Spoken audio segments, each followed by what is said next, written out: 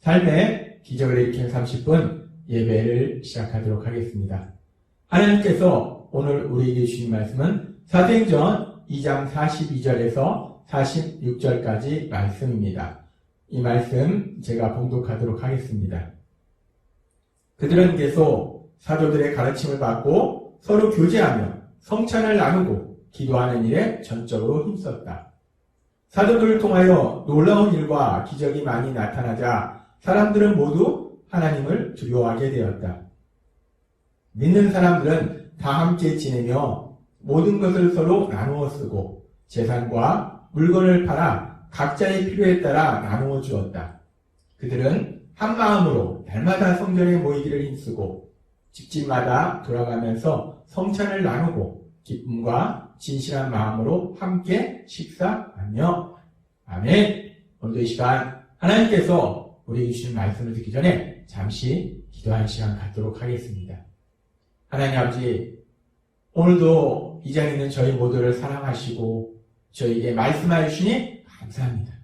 하나님 아버지, 오늘도 저희의 영의 길을 열어주셔서 하나님 아버지께서 친히 나에게 주시는 그 말씀을 듣게 하시고 저희의 마음의 문을 활짝 열어주셔서 그 말씀을 믿게 하셔서 믿음을 통해서 하나님이 저희 삶 속에 예비하신 그 놀라운 역사들, 그 역사들을 봉사하게 체험하는 저희 모두가 될 수 있도록 은혜 베풀어 주옵소서. 예수님의 이름으로 감사하며 기도드리옵나이다. 아멘. 하나님께서는 우리에게 말씀하셨습니다. 사도행전 2장의 말씀을 통해서 이제 오순절날 성령님이 임하시고 그 성령님이 본격적으로 역사하시니까 놀라운 역사가 일어나는데 어떤 놀라운 역사가 일어나는가? 사람들이 구원받는 놀라운 역사가, 기적이 일어납니다. 그렇게 성령님이 본격적으로 역사하시니까 사람들이 구원받는 그 기적이 일어나고 이 놀라운 기적과 함께 또 다른 놀라운 역사가 함께 일어나는데 어떤 역사가 일어나는가? 하나님께서 어제도 우리에게 말씀해 주셨다시피 그렇게 성령님의 역사하심에 따라서 구원받은 사람들, 그래서 하나님의 아들과 딸이 된 사람들이 혼자서 하나님의 사랑 안에서 살아가는 것이 아니라 그렇게 구원받은 사람들이 하나님의 사랑 안에서 가족이 되어서 함께 세상을 살아가는 것을 우리가 볼 수 있었습니다. 그렇습니다. 이제 성령님이 역사하시니까 하나님을 믿는 사람들, 믿음의 사람들이 함께 세상을 살아가더라는 거예요. 믿음의 사람들이 함께 생활하더라는 겁니다. 믿음의 사람들이 모이는 모임이 시작되더라는 겁니다. 그리고 그렇게 믿음의 사람들이 모이는 모임을 우리가 무엇이라고 부르냐면 교회다라고 부릅니다. 교회는 단순히 건물이 아니에요.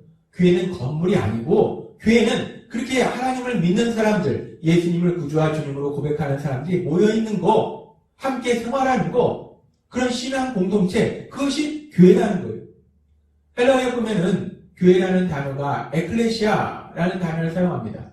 이 에클레시아라는 단어는 하나님께 부름받은 사람들의 모임이라는 뜻이에요.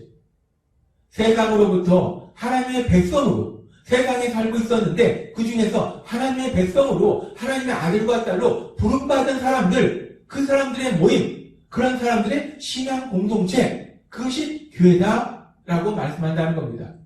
따라서 이제 성령님이 본격적으로 역사하시니까 그렇게 예수님을 믿는 사람들의 모임, 예수님을 믿는 사람들의 신앙 공동체인 교회, 그 교회가 시작되더라는 거예요. 그렇게 성령님의 역사하심에 따라서 교회가 시작되는 것을 우리가 사도행전의 말씀을 통해서 볼 수 있고, 그러면서 우리가 여기서 잠시 마태복음의 말씀을 살펴보면, 마태복음에 보면은 예수님께서 빌립보 가이사랴 지방에 이르렀을 때 제자들에게 묻습니다. 무엇을 묻냐면 사람들이 인자를 누구라 하느냐라고 묻습니다. 여기서 인자라는 것은 예수님 자신을 의미해요. 따라서 예수님의 질문은 세상 사람들이 나를 누구라고 부르느냐, 나를 누구라고 사람들은 얘기하고 있느냐라고 예수님이 묻습니다. 그렇게 예수님을 누구라고 세상 사람들이 말하고 있는가에 대해서 물으셨을 때 제자들이 이렇게 얘기합니다. 어떤 사람은 예수님은 침례 요한이다. 죽은 침례 요한이 돌아온 것이다. 라고 말하는 사람도 있습니다. 그리고 어떤 사람은 예수님은 엘리야다. 아니다. 예레미야다. 아니다. 선지자 중에 하나다. 라고 얘기하고 있습니다. 아무튼 사람들이 그렇게 다양하게 말하고 있습니다. 라고 예수님께 말씀드렸어요. 그랬더니 예수님께서 다시 한번 제자들에게 물으시는데 뭐라고 물으시냐면 그러면 너희는 나를 누구라 하느냐? 라고 물으십니다. 그래. 세상 사람들은 어떤 사람은 나를 엘리야라 하고 에레미야라 하고 뭐 여러 가지로 나를 얘기하는데 그러면 너희는 나와 함께 생활하면서 내가 무엇을 가리키고 무엇을 하는지 직접 본 너희는 나를 누구라고 생각하느냐? 라고 예수님이 묻습니다. 그렇게 예수님께서 너희는 나를 누구라고 생각하느냐? 라고 예수님의 제자들한테 질문하셨을 때 예수님의 제자 중 한 사람인 베드로 사도가 이렇게 대답합니다. 사도행전 마태복음 16장 16절 말씀. 시몬 베드로가 대답하여 이르되 주는 그리스도시요 살아계신 하나님의 아들이십니다. 라고 고백합니다.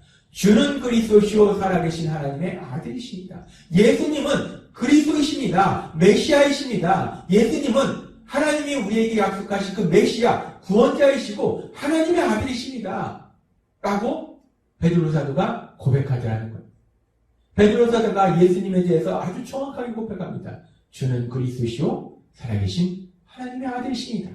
그렇게 베드로 사도가 정확하게 예수님이 어떤 분이신지 그 예수님에 대한 믿음을 고백했을 때 예수님께서 그런 베드로 사도를 향해서 이렇게 말씀하십니다. 마태복음 16장 17절 말씀. 예수께서 대답하여 이르시되 바요나 시몬아 내가 복이 있도다.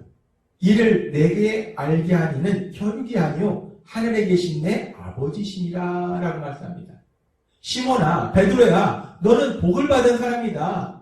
너가 이 엄청난 진리 내가 그리스도시요 하나님의 아들이라는 이 놀라운 진리를 너가 알고 고백할 수 있는 것은 하나님께서 너에게 그 진리를 알게 하셨기 때문에 고백하게 하셨기 때문에 너가 그 진리를 알 수 있었고 고백할 수 있었던 것이다. 따라서 너는 정말 복받은 사람이다. 라고 베드로한테 말씀하십니다. 그렇게 베드로한테 말씀하시고 예수님께서는 계속해서 이렇게 말씀하십니다. 마태복음 16장 18절 말씀. 또 내가 네게 이르노니 너는 베드로라. 내가 이 반석 위에 내 교회를 세우리니 음부의 권세가 이기지 못하리라 라고 말씀하십니다. 예수님께서 아주 중요한 말씀을 하시는데 어떤 말씀을 하시는가? 내가 이제 내 교회를 세울 것이다. 나를 구주와 주님으로 고백하는 믿는 사람들의 신앙 공동체를 내가 세울 것이다 라고 예수님이 말씀하신다는 거예요. 그 예수님의 말씀대로 사도행전의 말씀은 그 신앙 공동체인 교회가 세워지는 시작되는 그런 놀라운 역사를 우리가 보았습니다. 그러면서 우리가 이 말씀 속에서 지금 마태복음 16장 18절의 말씀 속에서 예수님께서 베드로한테 말씀하실 때 내가 이 반석 위에 내 교회를 세우리라 라고 말씀하셨는데 이 반석 위에 교회를 세운다고 하셨는데 이 반석이 의미하는 것이 무엇인가?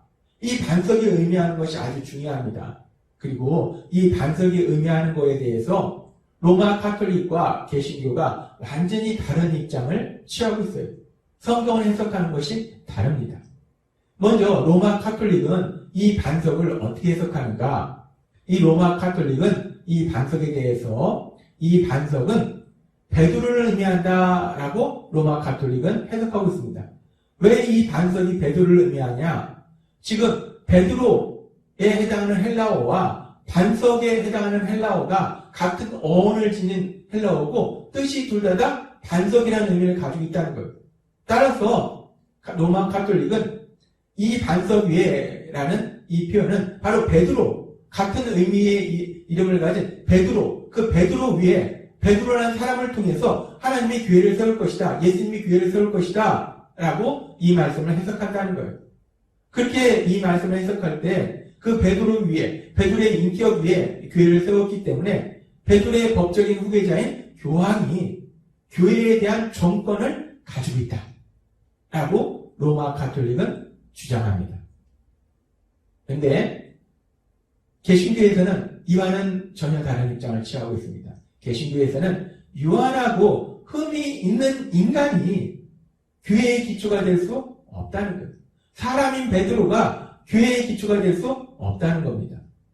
그래서 이 말씀에서 반석이 의미하는 것은 베드로를 의미하는 것이 아니다 라고 개신교에서는 이 말씀을 해석하고, 더 나아가서 이 말씀을 헬라어 원문으로 우리가 살펴볼 때 베드로를 의미하는 헬라어는 헬라어 페트로스라는 단어의 남성형 고유명사를 사용합니다. 그런데 반석이라는 단어의 헬라어를 찾아보면 반석이라는 단어도 페트로스라는 단어를 사용하는데, 이 페트로스라는 단어에 여성형 일반명사인 페트라라는 단어를 사용하고 있다는 거예요.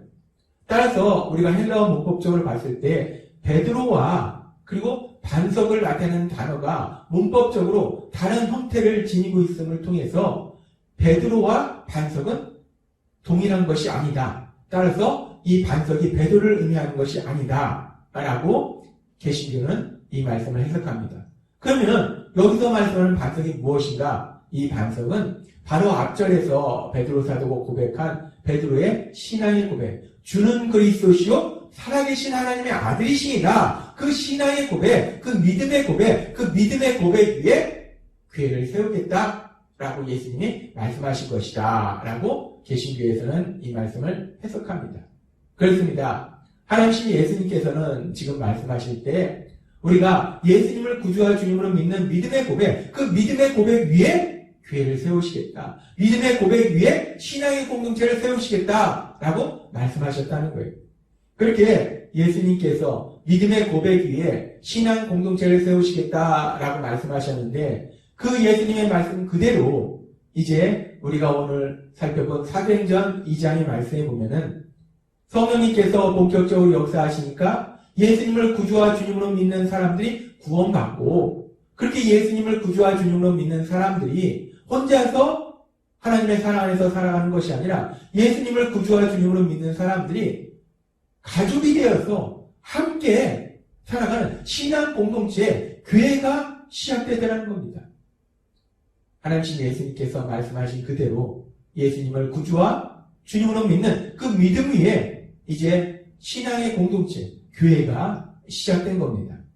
우리는 사도행전의 말씀을 통해서 그렇게 마태복음 16장에 말씀하신 그 예수님의 말씀처럼 그 신앙의 고백 위에 신앙의 공동체, 하나님을 믿는 믿음의 사람들이 가족이 되어서 함께 생활하는 그 신앙의 공동체, 특별히 사도행전 2장 42절의 말씀처럼 그들은 계속 사도들의 가르침을 받고 서로 교제하며 성찬을 나누고 기도하는 일에 전적으로 힘썼다라는 말씀처럼 이제 그렇게 예수님을 구주와 주님으로 믿고 고백하는 사람들이 함께 하나님의 말씀을 듣고 또 함께 기도하고 또 그 예수님을 구주와 주님으로 믿는 사람들이 서로 사랑하는, 함께 생활해가는 그런 아름다운 모습들, 신앙 공동체의 모습들, 교회의 모습을 우리가 볼 수 있다는 겁니다. 그렇습니다.